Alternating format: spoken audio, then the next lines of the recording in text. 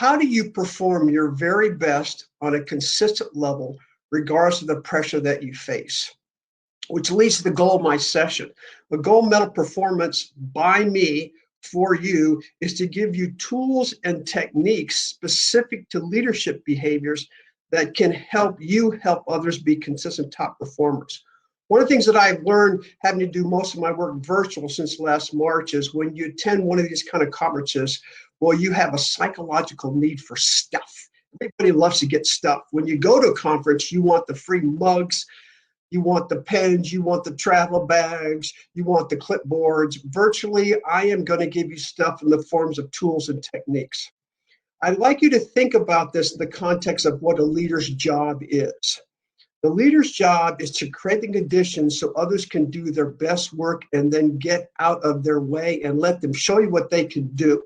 In the athletic world, it's about really helping the athlete maximize their performance under pressure on a consistent level.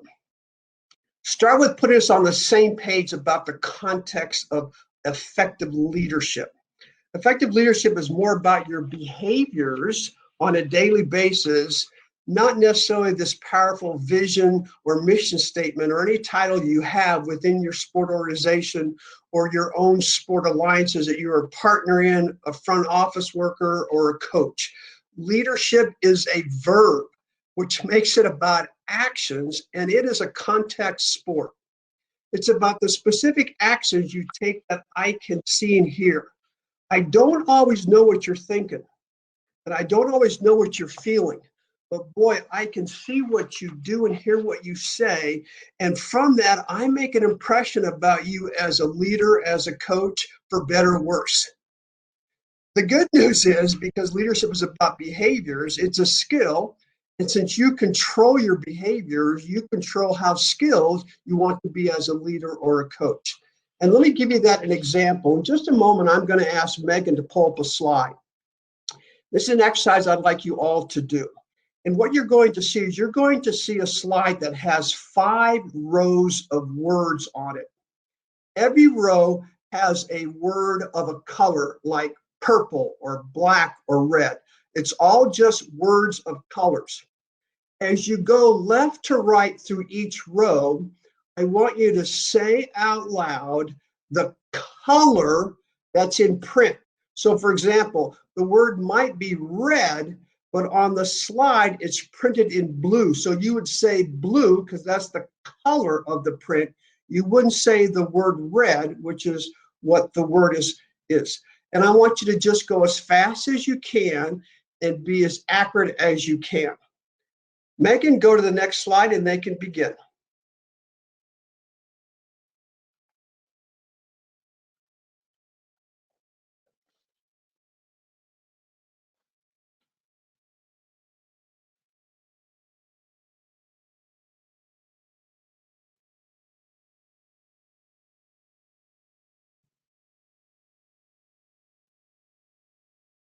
Now, hopefully, as you finished the last row, you found that you were better in terms of speed and quality in terms of having the right answer. If not, you'll just have to attend one of my remedial leadership workshops that I do. That's just a nice metaphor to demonstrate how practice makes you better. Practice in leadership effectiveness behaviors makes you a better leader. Today, as we go into the session, I want to walk you through 4 behaviors of highly effective leaders that can have immediate impact on your effectiveness. If we can go to the next slide, please. With the first one being provide developmental feedback. In today's challenging sport environment where the delivery work is much more complex, much more independent, and resource challenged, people need feedback more. I think you all would agree that the ability to give developmental feedback is one of the most important skills for any leader or coach to master. My guess is you would also agree that it is one of the most difficult leadership skills to apply effectively and consistently. So I want to ask a question to the audience. I'm going to invite 3 people to come up on the stage and share their response. And the question is this: why do you think it is so difficult, so challenging to give developmental feedback effectively and consistently. Can we have 3 people volunteer and raise their hand? And Megan will pull you up on the stage.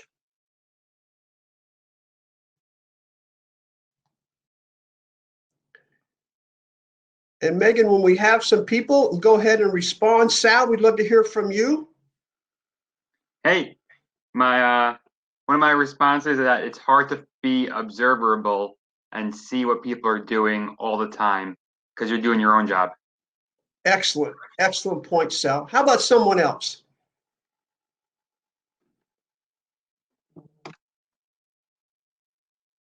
Roberta, can I give you a second one? Oh, we got Megan and Adriana. We're going to let someone else speak, Sal, if you don't mind. Yes, go ahead, please. Yeah, I was going to say fear from experience. Team is a very diverse team, but our leaders aren't as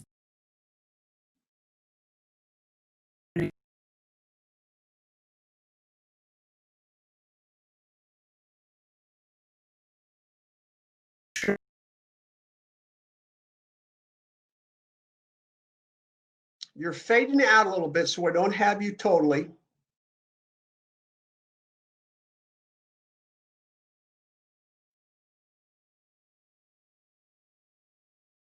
How about one more person since we lost you? Can we have one more person respond to the question of why it's so challenging to give developmental feedback?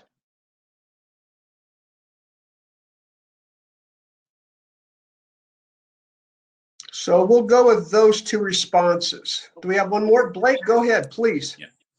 I'd say fairly often if you're giving developmental feedback, depending on how you give it, sometimes it can be taken in a negative light, which may demotivate the individual. And it's kind of, you have to learn how they might receive that feedback before you give it. Excellent comment. Thank you, Blake. I agree with everything the 3 of you said, and I would add this to this. It is difficult to practice. And to the first responder, it's because one of the major factors that contributes to the lack of feedback is that we're so busy doing our day-to-day jobs that has tasks to it, jobs that we can check the box and say we did this, because we can measure.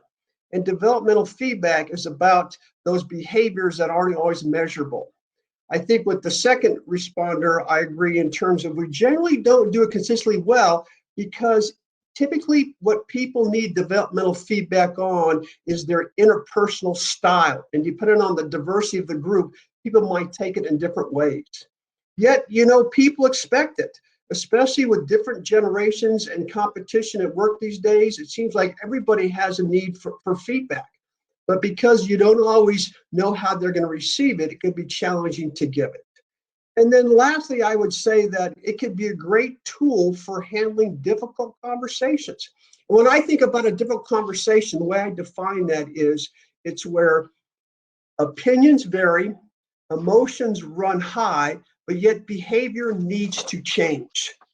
So let me engage you in another conversation and invite 3 additional people to come up and speak. And what I want to ask you is, I want you to think back to a time where you received ineffective feedback. When you think about that situation, what was it about the giver's behavior? What did they say or do to you that makes you sit here now and say that was ineffective feedback? Now, notice I didn't say positive or negative. I said ineffective feedback. Can we get 3 people to raise their hand, respond to that question?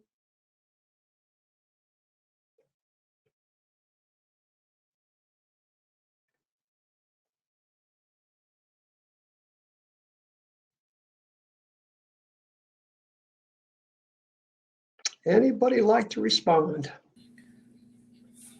Yes, Hi. please go ahead. Hi. So I'm thinking about just an episode that that occurred this morning with something else. I'm going to just go right out there and say that it was an inappropriate comment, just downright inappropriate. Thank you so much for that, Claudia. Eddie, how about you? Sure. I can tell you about, this was ongoing at a company I worked at for a very long time, and it was not negative. It just was, you're doing a marvelous job. It was the same thing year after year after year with it seemed insincere, or at least there was no research behind the marvelous job that I was doing.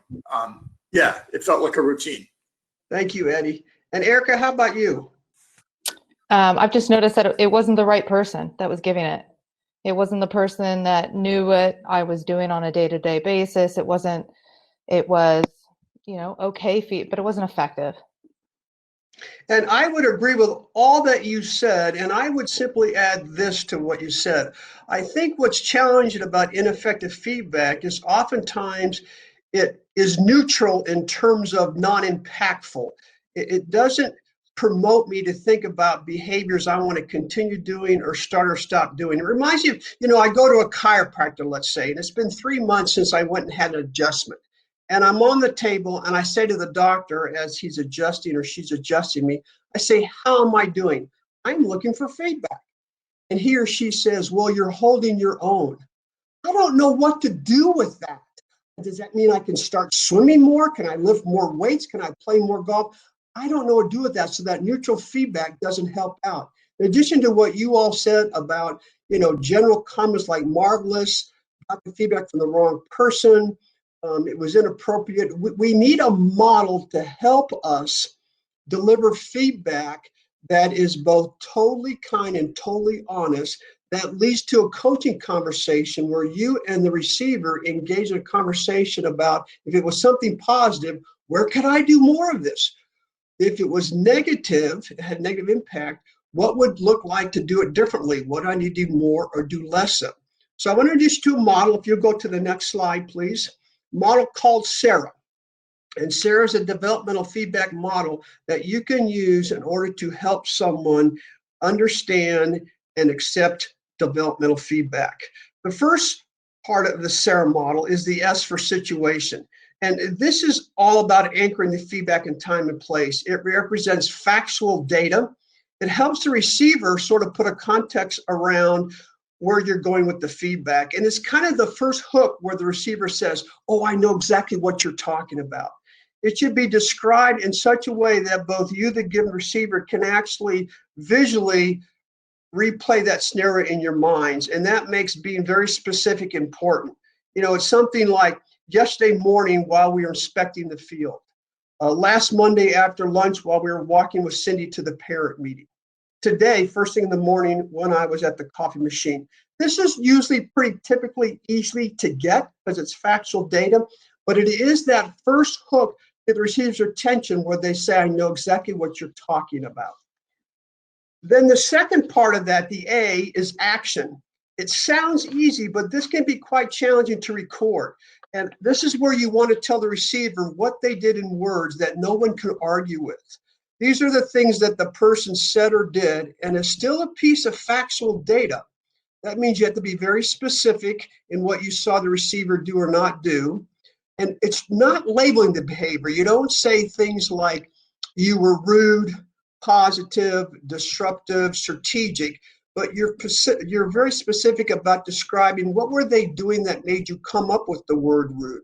What were they doing that made you come up with the word positive? One way to think about it is, what would be the behavior we would all see if it was captured on a videotape? Even if we weren't there in that scenario, we could not argue that's exactly what the person did. For example, let's say I go to a neighborhood block party with my husband, and we're walking home from the party, and he says to me, boy, you were pretty flirtatious with Jimmy. Well, I'm from New Jersey, and I say, you got to be kidding me. You call that flirtatious? That's not flirtatious. You want to see flirtatious? I'll give you flirtatious. Instead, he could have said, you were touching Jimmy's arm quite a bit during the evening or during the block party. So let me pull up a slide, if you would, the next slide, please. And I'd like to ask a volunteer to raise their hand, and I want you to look at this pop quiz. You have 9 things listed here. Would someone volunteer to tell me, of those 9 things listed, which one of those are behaviors?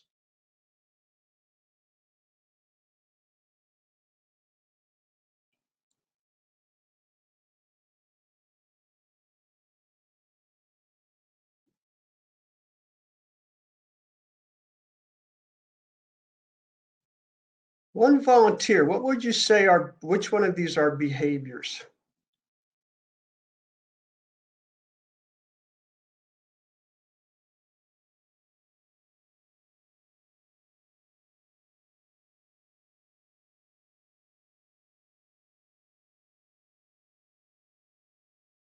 Oh, Charlie, okay, they say none. They are opinions. You are correct, Charlie. None of these are behaviors. They're all opinions or attitudes.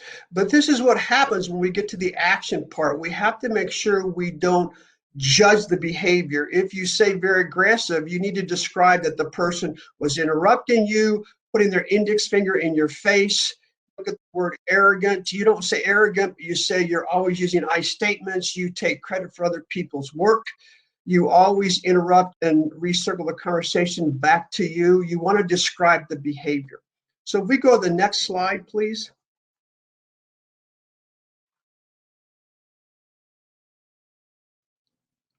So the next slide will show you, here's examples. The morning when I was at the coffee machine, that situation, we've got that. You stopped and asked about my son's tournament. I could see that on a tape, even if I wasn't at your son's tournament. You could show me the tape, and in fact, I see you doing that. Monday, while we were walking to the finance meeting, you made a joke out loud about a mistake in my quarterly report. Again, I could watch the tape. Even though I wasn't in the meeting, I could see that behavior. Yesterday morning, while we were inspecting the field, that situation, you didn't speak or make eye contact with me. That is a behavior. Go to the next slide, please. So we've got the situation, we've got the action. The next letter is the R, and that's the reaction. And reaction, for some of you, this will be the most difficult part of the model. Reaction is about feelings or thoughts that you had as a result of someone's behavior. You know, many times when giving feedback, we often want to talk about why the person interrupted me.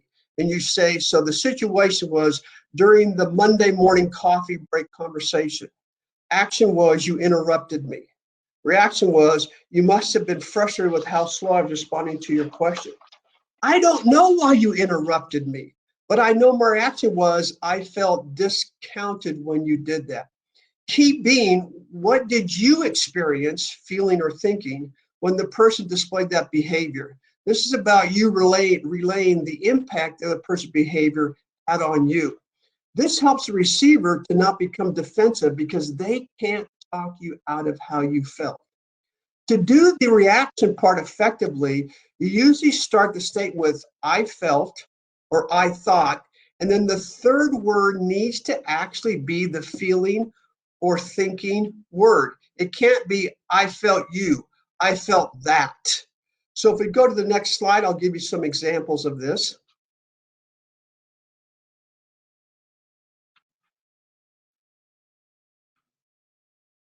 So again, we have situation and behavior, and then in yellow bold is the reaction. This morning when I was at the coffee machine, you stopped and asked about my son's tournament, and I felt appreciative and impressed you remember.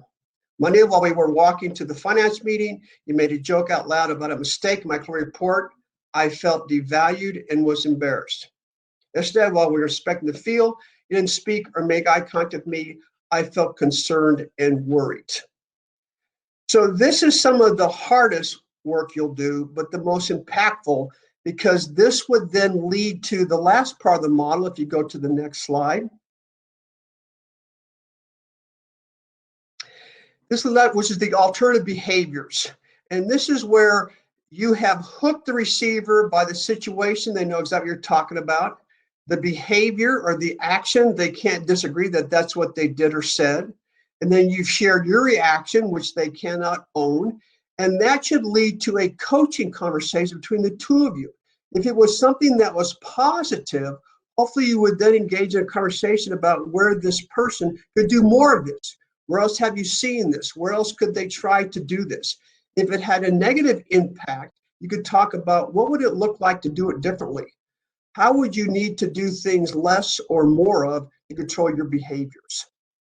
We're going to show you a video clip here, and I'd like one person to raise their hand after the clip to volunteer to walk through out loud for the audience a piece of Sarah feedback.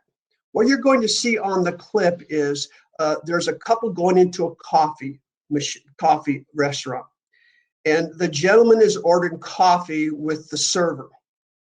I want you to pay attention to the gentleman's behavior.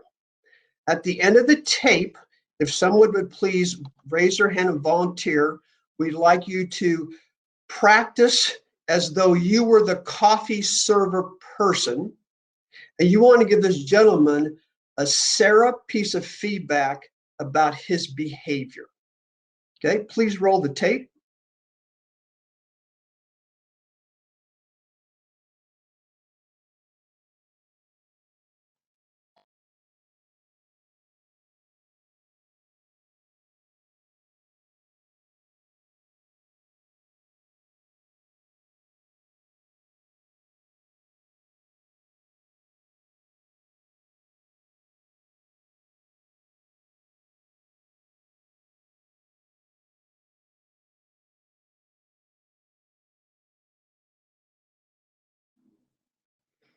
Okay, can someone raise their hand and volunteer to talk out loud and give that person a Sarah piece of feedback on their behavior? You're the coffee server, you got a chance to give him a Sarah piece of feedback.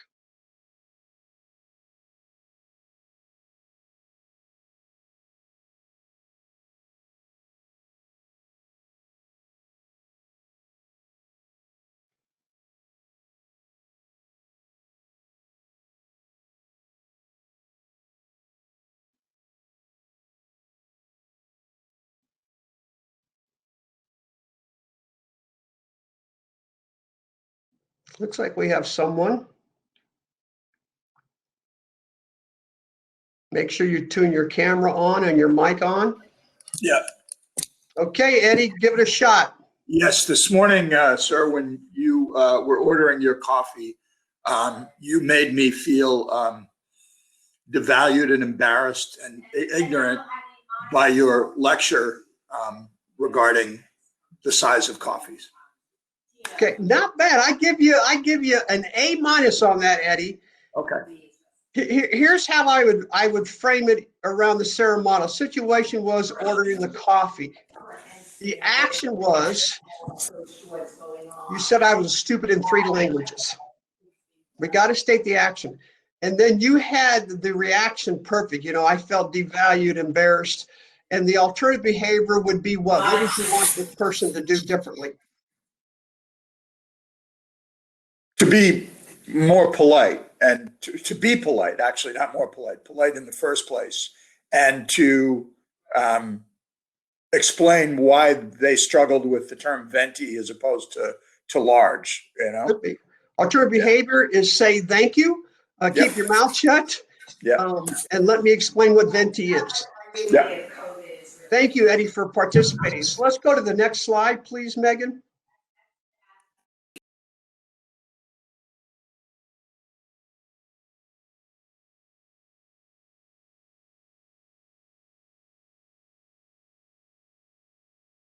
So this is just some summary points I want you to make sure you walk away with the Sarah model.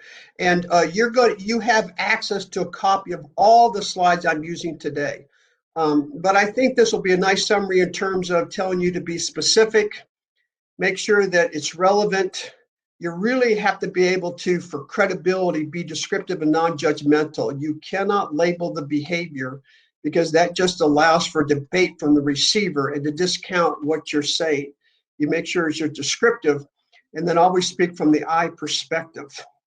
The process of using Sarah is kind of a formal one, but as Eddie demonstrated, once you get comfortable, most people don't sit down with someone and say, I want to give you some developmental feedback.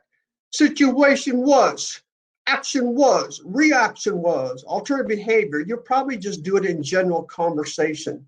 You always want to ask yourself before you give someone feedback, what is the motivation for why you're providing this feedback? If you can stick with specific behaviors you saw and stay away from interpretation, you really will be a lot more credible. I like Sarah's model only if you like a lot of data and detail, it'll be a real blessing for you. The key about developmental feedback is you must be such that the person receiving it can understand the information, is able to accept it, is able to do something about the information. Because let's face it, when it comes to developmental feedback, you kind of have three choices. You cannot do it at all, you do it poorly, or do it well. And if you want to promote an athletic, holistic approach with your coaches and your parents' relationships that encourages collaboration, using the Sarah model may be beneficial because it allows you to be totally kind and totally honest. Our son, when he was a senior in high school, was going into ROTC in college. And when he got the scholarship to go to ROTC, I said, Tommy, that's all about leadership. You need to come see what your mom does for a living. So he came to a program at the Center for Creative Leadership and watched me teach the Sarah model. And we were driving home from the center back home, which is about a 10-minute drive on the interstate. He says to me, Mom, I'd like to practice a Sarah feedback on you. Well, I was so excited. I'm thinking, oh my God, this is so great. This is a memory I'll never forget. And I said, well, sure, son, go ahead. He goes, situation was driving on the interstate with mother. The action was she changes lanes without using her turn signal. Reaction is, I'm scared for my life. Alternative behavior, Mom, stay in one lane. I was like, oh, come on, be quiet, get your seatbelt on and go.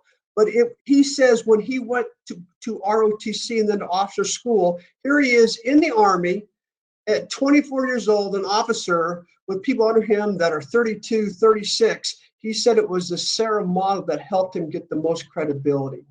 And if you go to one more slide, please, on this. I encourage people with this last slide that when you're actually preparing to give Sarah feedback, you might want to just doodle on a chart and write your feedback out, and so you can practice before you go live. And I would teach this Sarah model to other coaches. I would use it with parents. I teach it with captains of teams, and it becomes part of our culture of how we're going to give feedback in this team. Next slide, please.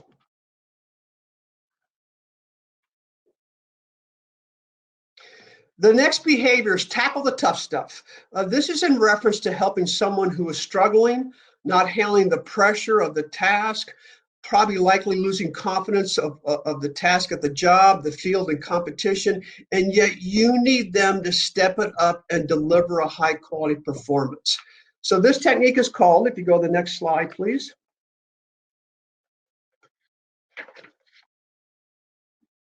This is called acknowledge, define, attack.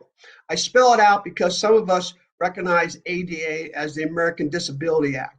And let me walk you through this both through two stories, one an athletic story and one I'll put it in a more business work context.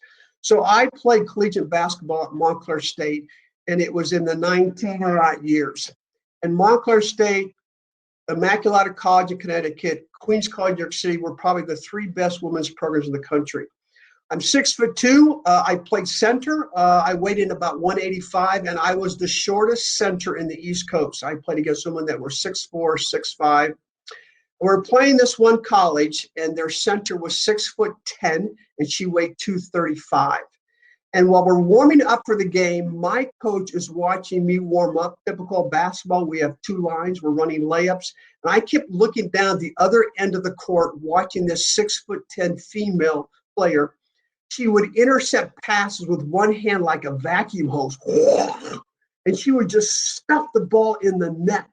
And my coach is watching me watch her, and my coach knew that I was not in that flow zone state where I was going to have a best performance for myself.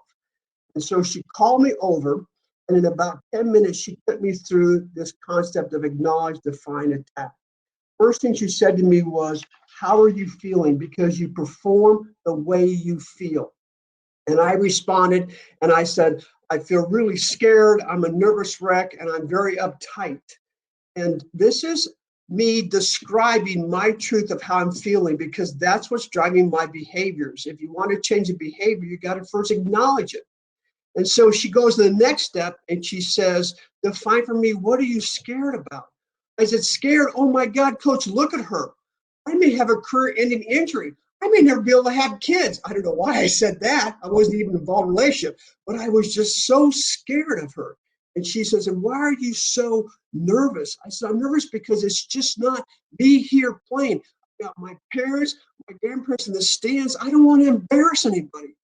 She says, well, why are you very uptight? I go, I'm uptight because I won't be able to shoot over this person, through this person. How the hell am I going to box her out for rebounds? So I am creating very clear pictures of what I'm feeling. You have to do that before you change behavior. Imagine if we didn't go the last stage, which is the attack stage. The attack stage is this idea of me defining why I can manage this stress. What do I have in my repertoire? What is an action I can take now that can allow me to be at my best? And the coach took me through action by asking more questions than giving answers. And she says, well, what do you know about her size or her speed? And I said, well, she's bigger than I am, coach, and she weighs a lot more, which makes me faster. So what does that tell you, Roberta? I said, well, if I beat her down the court, who cares how big she is? Oh, I like this, coach. What else you got? Tell me more. And now I'm getting all excited. And she says, what are you going to do about it? Can you shoot over her? I go, no, ma'am, I can't. What can you do? I said, I'll do head fakes. And in basketball, head fake is you go like this with your head. Hopefully the defender goes up in the air. And then when they're coming down, you go up and shoot the ball. And she says, what about rebounding? In basketball, you're supposed to put your rear end into somebody else's stomach. It's called butt to gut. I said, oh, I'll just pick the biggest thigh close to the basket. Yeah, that's what I'll do. Well, I have to tell you, I got so excited about putting myself into an ability to play out my strengths. I did go out to the jump ball, and I did ask her what size shoe she wore. She said she wore 18. I wore 12 and a half. And for just a slight moment there, I started to slip back into panic zone. And I remembered what my coach talked about. And she got me back into my flow zone state. In terms of a business example, I remember working with a manager from Nike. And we were working on some developmental issues. And I won't share any more than that because of confidentiality. But we were in a situation where the boss had hired an outside person for a position. And this person who thought they were going to get the job now has to train up this person. And they said, I'm very frustrated, I'm very angry, and I'm disappointed. And again, I said, what are you frustrated about? Frustrated because I didn't get the position and they gave it to an outside person.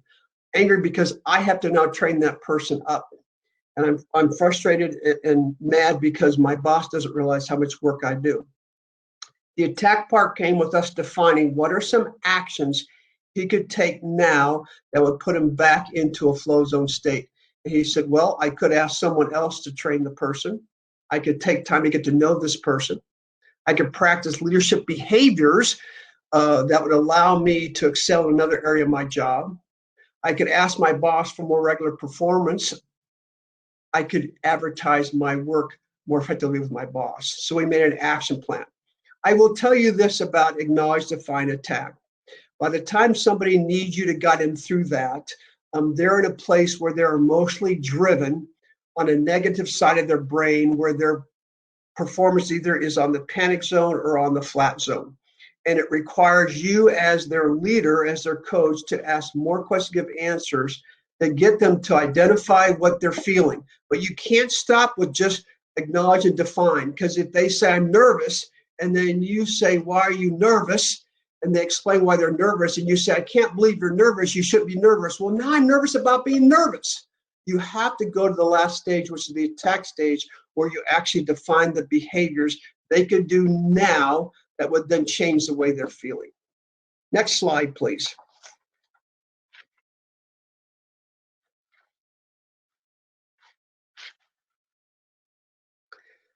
This is a picture. It's a metaphor for ADA. This isn't me, but you know, in the days of playing college ball, we didn't have smartphones, and so I got this off of Google Image just to give you a metaphor of what it felt like to play against this person and how this concept of acknowledge, define, attack helped put me back in my zone. I'll be totally transparent and tell you that we lost that game by over 30 points. But I personally had a performance best because my coach put me back into my strength zone of flow zone when I perform. Next slide, please.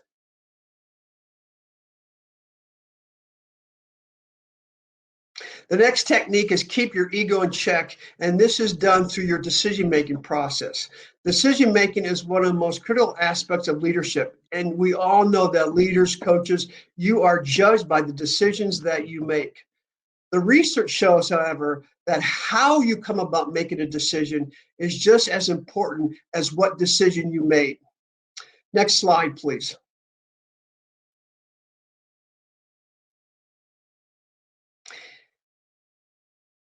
In the process of how you make a decision, when you do it right, you have people that are more committed, and you do it wrong and people feel frustrated, resentful, angry, and confused. This is a picture of the leader is actually the guide, and he is in the back of the raft, allowing his people to lead from the front. I'd like to ask, for example, I would like one person to raise their hand and come on to live chat. And I'd like you to tell us about a decision that you made, an effective decision. And we'd like to hear about how did you go about in making that decision that then made it so effective. We want to hear about the process you used to make the decision. Could someone volunteer, please?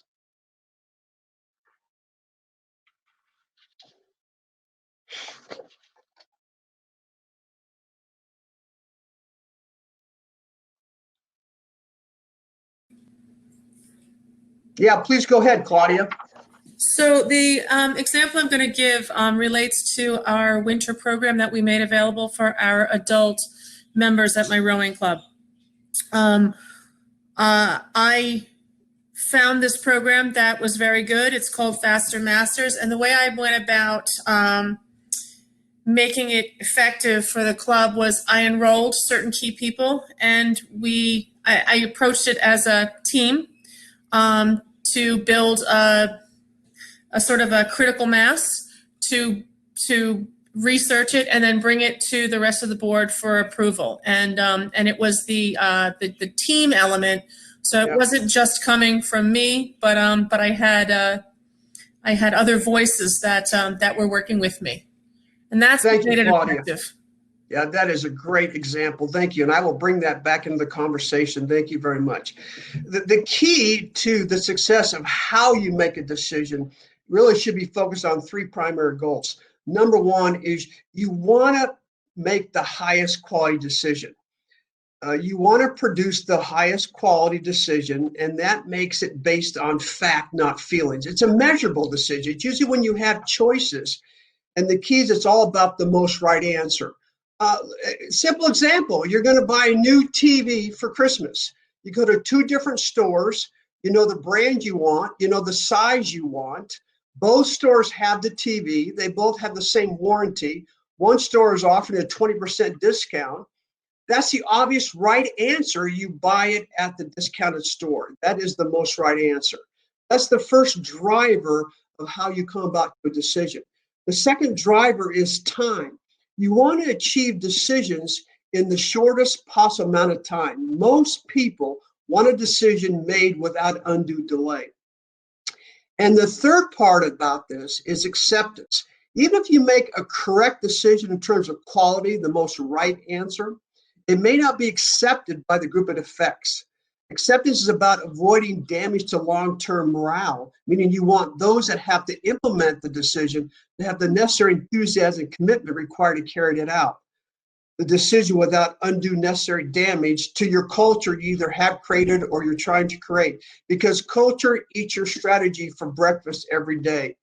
In addition, the need for acceptance is what drives many of you to make sort of the athlete-centric decisions, if you will.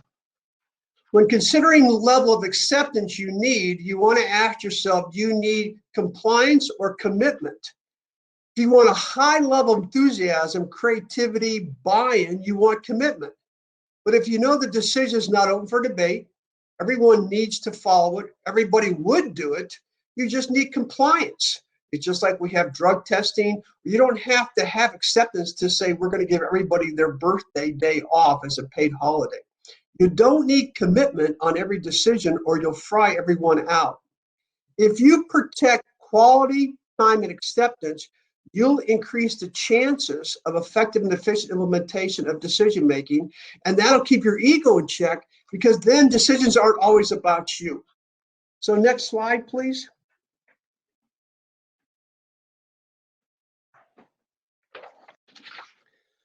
For effective and efficient implementation decision-making, I invite you to consider these 5 decision-making styles.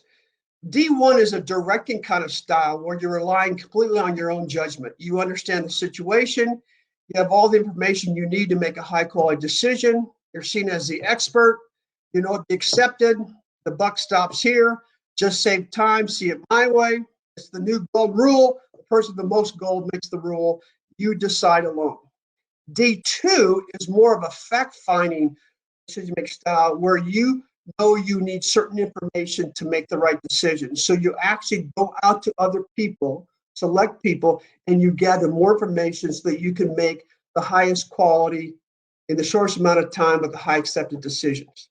When you do a D1 or D2 decision-making style, that is very much one-way communications. When you move to D3, you are now investigating.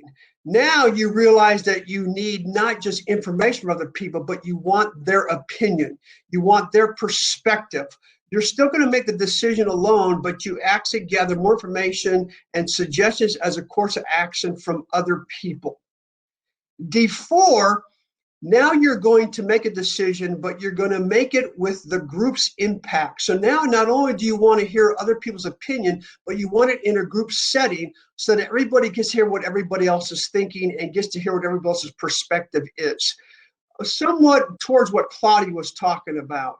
And then you make the decision. When you move to a D3 and D4 decision-making style, you have made a quantum leap towards two-way communications.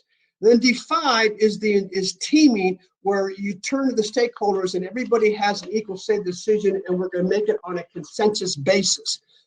Not majority rules, but consensus, meaning I believe you understand my point of view. I believe I understand your point of view, even though I decide this way because the decision was arrived in a fair format, I will support it in this manner. When you're doing D5, you're building alliances, shared ownership, and high trust. And I can tell you that's never easy to do with strong-willed people because it's needed if you need the support of the highest level acceptance. There's a couple of things to keep in mind with these 5 decision-making styles. D1 is the fastest, and as you move towards D5, it takes more time.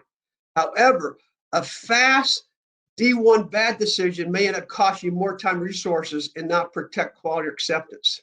In addition, it can undermine others' faith in their leader and their decision because D1 seems to be more about their leader's ego than about putting athletes in the decision-making process first. And that can make people less motivated to want to implement the decision.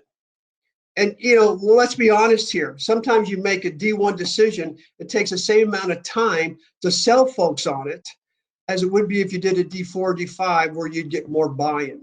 The more complicated the problem, the more likely quality of decision is going to improve as you move towards D5, because it requires input and different perspectives. So let's see this D5 play out. In just a moment, I'm going to have Megan pull up a slide. And what you're going to see is you're going to see 10 black and white pictures that are a metaphor for sport language.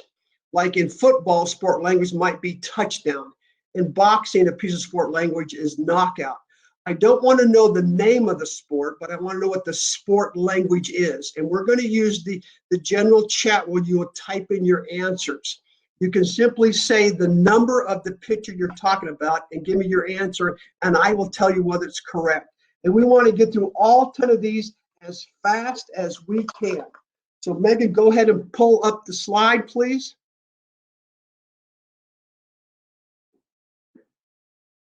And start whenever you want.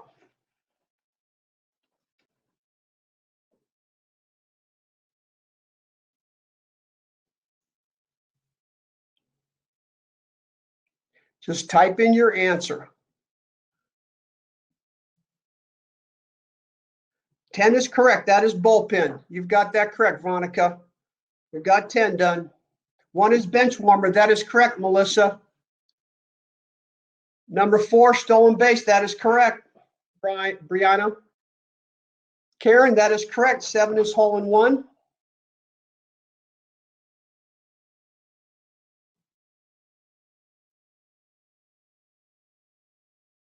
Nope, 10 is 10. We already got 10. That's bullpen. 6 is picture mind. That is correct.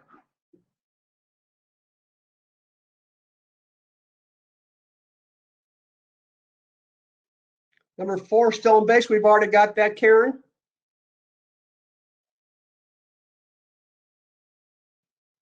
Three is face off. That is correct, Benjamin. Thank you. Good one. We've got 2, 5, and 9 left.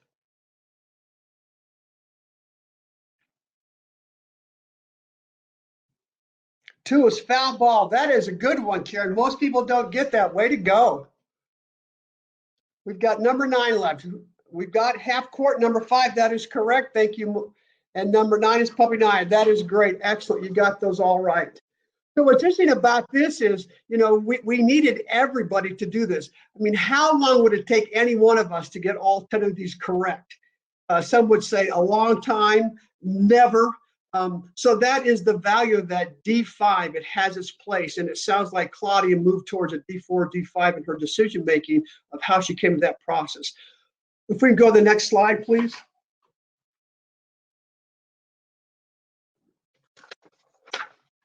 So I will just tell you this in summary to this decision-making style. You know, D5 gets you the highest level of commitment towards limitation, but it does take the most time. And we have to remember that if it's a routine task and you're the expert, you know, it'll be accepted. D1 works fine. Other people don't want all their time tied up with other meetings or coaching sessions. I would tell you this, if I spent time working with you one-on-one on your leadership coaching style, I would say that I could probably do some assessment testing and be able to tell you that each of you lean towards doing 1 or 2 styles more often than others. But if I come to work for you, to play for you in your club, over time, I should see all 5 of these different styles as I develop my expertise and you learn about keeping your ego in check. Next slide, please.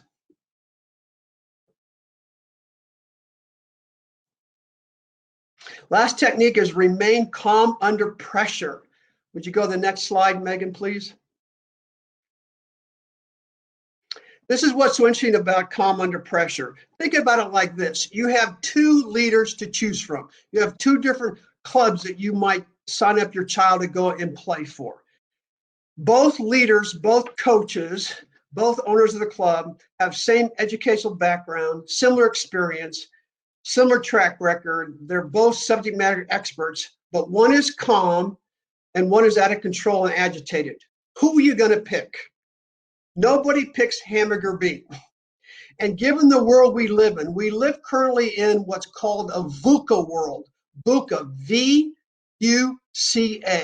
VUCA stands for the V for volatile, the U for uncertain, the C for complex, the A for ambiguous. We are living in a VUCA world. And during the VUCA world, we all want our leaders to remain calm. When we go to work, we look at our leader, and if he or she is being calm, we will calm down. We go to the game, we look at our coaches. If they're calm, I'll be calm. If I'm a player, I look to my captains. If they're calm, I'll be calm. When you look at your boss, if they're calm, guess what? Your boss is looking at his or her boss if they are calm. We all want calm leaders.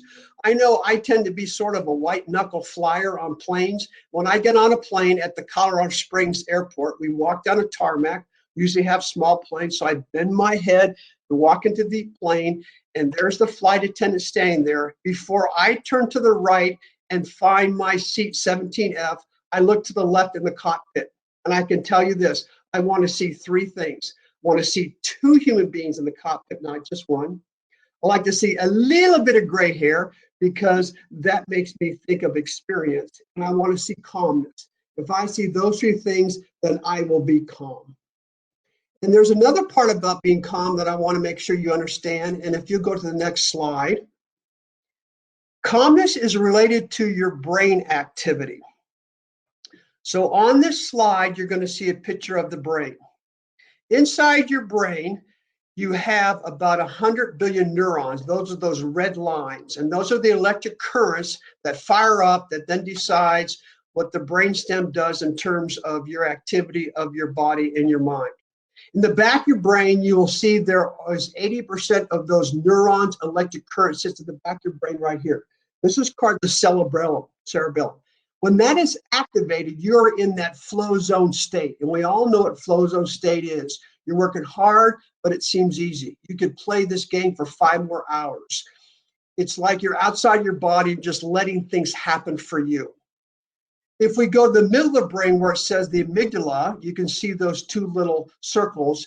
Only 2% of your electric current sits there, but that's where emotions and feelings sit. Then we go to the very front of the brain, right here. That's the prefrontal cortex, where you have 18% of your brain power. And this is where thinking, decision-making, analyzing, execution decisions take place. This is why sometimes you will come home from a day of work and someone will say to you, how was your day? And you go, God, I'm so tired, my brain hurts. And people always put their hand here. And that's because you were likely asking only 18% of your brain power to do 100% quality work. You weren't engaging the back of your brain where flow zone sits. Nobody comes home and says, how was your day? And you go, oh God, my brain hurts, it's so tired. We always go right here. My brain is so heavy. Here's what I want you to understand about being calm, okay? Between the prefrontal cortex and the amygdala, which one is closer to the cerebellum? That's the amygdala. That's closer, even though there's only 2% of electric current there. That's where you feel, and you perform the way you feel. So you think on the prefrontal cortex end, your thinking drives a feeling to the amygdala. The amygdala lights up the cerebellum, how you perform. Nobody should be surprised by the way you perform because you perform the way you feel. Here's what becomes interesting about calm. When you are igniting the prefrontal cortex, you tend to either light up the reward center or the insula. When the reward center gets lit up, what gets released from that to the amygdala is the hormones of endorphins, dopamine, and oxytocin. All 3 of those leads to calmness in the amygdala. When the prefrontal cortex lights up and the red electric current turns on the insula, that is where pain sits. That's emotional pain, physical pain, relationship pain, spiritual pain. Pain is pain to the brain. And what gets released from the insula is cortisol and adrenaline, which is the opposite of calm.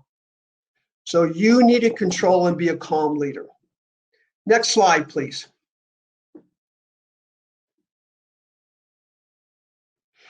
So last challenge, I need somebody to raise their hand and tell me, what is this an image of? Anybody raise your hand, tell me what the red image is. Or if you want to type in your answer, you can do that too. Thank you very much, Paul. So this is the international symbol of commitment. It comes from the Center for Sports Psychology in Colorado Springs, where I'm the president. And this is what this stands for. Put your butt on the line and just do it. This is about, in the work world, walking your talk. And I leave you the symbol because all these tools and techniques, these 4 behaviors, are useless if you don't practice them and use them. And information is only powerful if you give it away. So you need to share this with other people. Yes, Sal, you're right. It's a butt on the line. It's about walking your talk. If you ever travel in the airport to see any of our Olympic teams, you might notice this on them. Next slide, please. As I wrap up here, I want to just give a highlight to 2 slides. That's a resource you might want to look at. I've had so many coaches come to me and ask me, Roberta, can you just give me a drill book of drills I can do mental training with my athletes? I don't want to read the research on concentration or relaxation. I just want drills, drills, drills. So I designed this drill book. And if you go to the next slide, it'll just give you a picture of what's inside the drill book. And these are just the different chapters you have, from everything from ideal performance state down to overtraining. That tells you what's in each chapter. You know, you can go on Amazon and download a whole look inside for this, but it's something to think about for your coaches. So thank you for your time and attention. I do want to turn it over now to Brendan Winters. He is the co-founder and president of Pro Skills Basketball and Team Curry. He's going to take a few moments with you to talk about his biggest challenges and lessons of leadership he's learned. So Brendan, it's all yours. Thanks, Roberta. Can everyone hear me? Maybe give me a thumbs up in the chat if I'm good. All right, cool. Yeah, hey, I won't take up too much time. I appreciate League Apps for asking me to join. As Roberta said, my name is Brendan Winters. I'm the co-founder and president of Pro Skills Basketball Team Curry. Pro Skills Basketball has 16. We're located in 16 cities across the U.S., all the way from the Bay Area across the East Coast up into New York. I'm down in Charlotte, North Carolina, Houston, Texas, Tampa, so kind of all over the place. And so they asked me to come on and talk a little bit about just a couple minutes. So don't worry, everyone will be done after this, I believe. Talk about the challenges and some of our challenges, and then some of the lessons learned. And obviously, it's been a tough past 6 months. So we've had a ton of challenges, I'm sure, just like all of you. But I thought a lot about it, and just our top 4 challenges that we have and that we have had for a while. Actually, Derek and a bunch of them, interestingly enough. But I'll just go through them real quick. Number 1 is communication. So as I said, with us being spread out all over the U.S., communication can be really difficult. And I guess we got a little bit lucky that we were somewhat remote even before the pandemic, with having staff in San Francisco, Houston, wherever. We had to figure out a way to communicate remotely. And one of the things I think, one of the lessons we learned is we needed to over communicate. I believe Derek actually mentioned that, but over communication for us is key. We also have, as a leader, I think we've come to recognize there's a thing called the curse of knowledge, which is, as an insider or as a leader, a lot of times you're privy to way more information than everyone else. So, and you assume that everyone's going to understand what you communicate as well as you do, because you have that insider information. So you have the curse of knowledge. So one thing that in our organization that we have to be very clear about is simplifying everything and making sure that they know just as much as we do. One of the tools we use for communication, by the way, is a tool called Basecamp, which I don't hear people talk about as much. Everyone talks about Slack and other things. But I would encourage people to look at Basecamp. It is an amazing communication and project management tool. We use it it has basically a Slack-like capability, which is kind of a texting thing. It has an email-like capability. It has a to-do capability. It is a calendar capability. I mean, it does it all. I don't understand why Slack is more popular, to be honest. So for folks out there with larger organizations, I would encourage you to check out Basecamp. It's not expensive. It's a really cool tool that's helped us. So the second challenge for us has been transparency. And again, I believe Derek mentioned this as well. This is something we still struggle with. Like, how much information does your staff need to know? What is important and what's a distraction? That is something we really struggle with, especially nowadays. But at the end of the day, we are committed to honesty. We are completely honest with our staff. But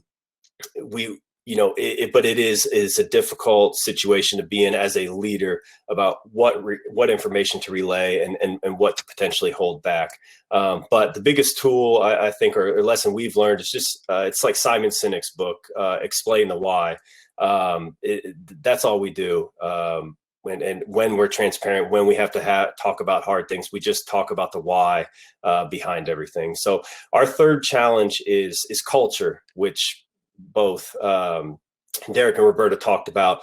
And how do you scale culture? That is a huge challenge for us, and something, again, we're really working through. But the number one thing for us is we constantly talk about it, or at least we try to constantly talk about it, and we try to constantly emphasize it.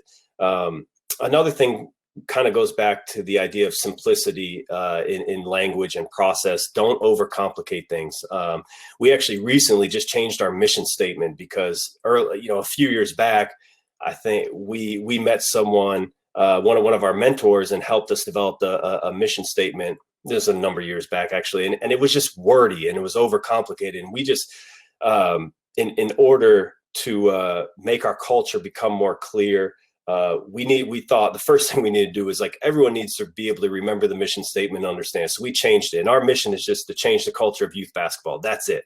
very simple, but it used to be, I mean, kind of a wordy mess. And to be honest with you, I couldn't even tell you what it was right now, which is a shame as a co-founder. So culture, how do we scale culture? A huge challenge for us, but constantly talk about it, simplify language.